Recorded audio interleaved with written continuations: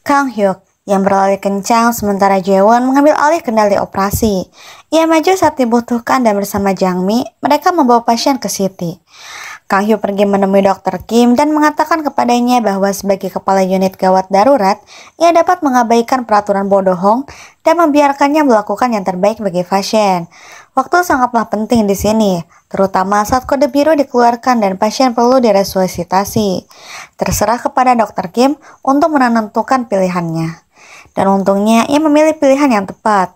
Kyungwon sudah mengantisipasi Kang Hyuk akan bertindak, jadi dia menyiapkan ruang operasi untuknya beserta anestesi yang dibutuhkan. Namun, rumah sakit akan mengumumkan secara terbuka tentang malpraktek Kang Hyuk, bertekad untuk membuat masalah ini menjadi masalah besar di media dan membuatnya dipecat. Para direktur terus merencanakan, jelas tidak peduli bahwa nyawa pasien benar-benar dipertaruhkan saat ini. Ketika Jaewon dan Jang Mi bergegas turun untuk mengambil pembuluh darah buatan, dokter di sana bersikeras agar mereka mendapatkan izin tertulis dari Dr. Choi terlebih dahulu. Jelas tidak ada waktu, jadi pasangan itu tetap mengambil satu dan bergegas keluar. Ketika Jaewon mengetahui tentang konferensi pers di tengah-tengah operasi, tentu saja ia memberitahu Kang Hyuk. Tokoh utama kita menolak untuk mengalah, sambil menunjukkan bahwa bagian terpenting dari semua ini adalah mencoba menyelamatkan pasien. Masalahnya, jika ia tidak memperjuangkan posisinya, ia bisa saja mengakui kesalahan di mata pers.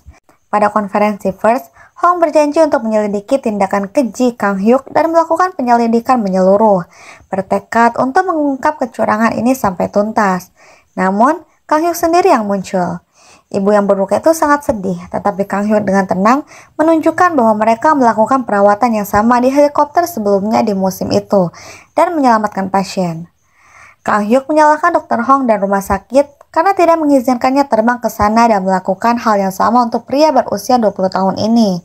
Di depan semua orang, dia menegur Hong karena telah berbicara manis pada komisaris pemadam kebakaran. Faktanya, pria itu telah mengundurkan diri dan penyelidikan polisi sedang berlangsung. Hong berdiri di sana dengan wajah malu, menyadari Kang Hyuk telah dengan lancar pada sistem dan melemparkannya ke dalam api. Fakta bahwa Direktur Hong bahkan tidak tahu nama pasien itu hanyalah puncak dari segalanya. Kang Hyuk mengatakan kepada media bahwa ia dapat memikul semua tanggung jawab. Tetapi ia tidak akan tinggal diam dan menyaksikan unit trauma dan para pasien terjebak dalam baku tembak.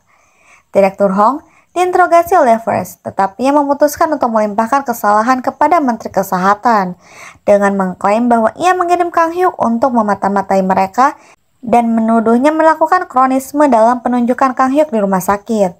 Namun, ada masalah yang lebih besar yang harus dihadapi.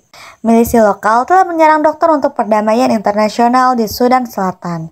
Di antara yang terluka adalah Kapten Lee, seorang dokter dan pejuang yang dihormati yang pernah bekerja dengan Kang Hyuk di garis depan. Dia dilarikan ke rumah sakit setelah ditembak dan dengan keadaan yang tampak suram, Menteri Kim ingin dia terbang sendiri ke Sudan Selatan untuk membantu membawanya kembali hidup-hidup. Kang Hyuk setuju dan saat dia tidak ada, dia menyuruh Yuri mengurus trauma, sementara dia memutuskan untuk pergi bersama Gyeongwon, Jang Mi, dan Jaewon.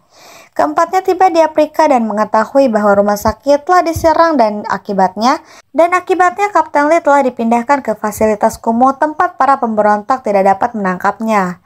Lebih buruk lagi, tidak banyak darah yang tersisa, sebagian karena ruang persediaan terbakar selama serangan itu.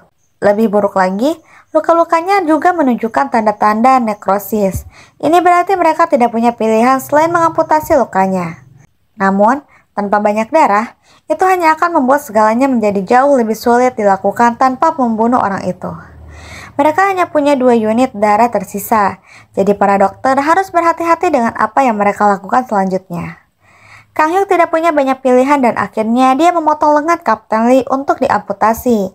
Kembali ke UGD Korea, keadaan tampak suram saat Yuri memiliki satu ruangan penuh dengan orang-orang yang membutuhkan penyembuhan. Ia menenangkan diri dan mengucapkan mantra bahwa ia adalah Kang Hyuk sekarang untuk menenangkan dirinya dan tampaknya berhasil. Ia mengatur lalu lintas dan berhasil mengendalikan situasi.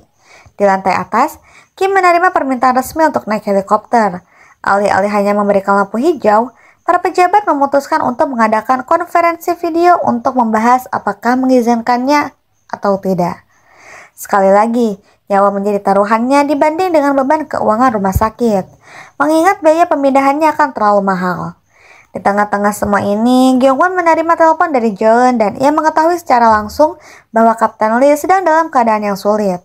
Gyeongwon tidak memberatkan atasannya ketika ditanya, tetapi Jang Mi kebetulan mendengarkan ini dan mengatakan kepadanya bahwa ia perlu menjelaskan semua ini kepada Kang Hyuk. Namun, mereka tidak mendapat kesempatan karena Kapten Lee sedang dalam kondisi yang buruk. Jang Mi melakukan transfusi darah darurat dengan darahnya sendiri untuk memberi mereka waktu. Tanpa pilihan lain, mereka berangkat berniat untuk pergi ke cabang Black Wings di Sudan Selatan untuk meminta bantuan. Jang Mi terus mentransfusikan darahnya sendiri untuk menjaga Kapten Lee tetap hidup. Kang Hyuk memamerkan tatonya dan mengaku bernama Malak. Tetapi, para penjaga tampaknya tidak terlalu antusias dan menghentikan mereka di gerbang. Kang Hyuk bukan orang yang menerima penolakan, jadi dia menyalakan mesin fan dan bersiap untuk maju.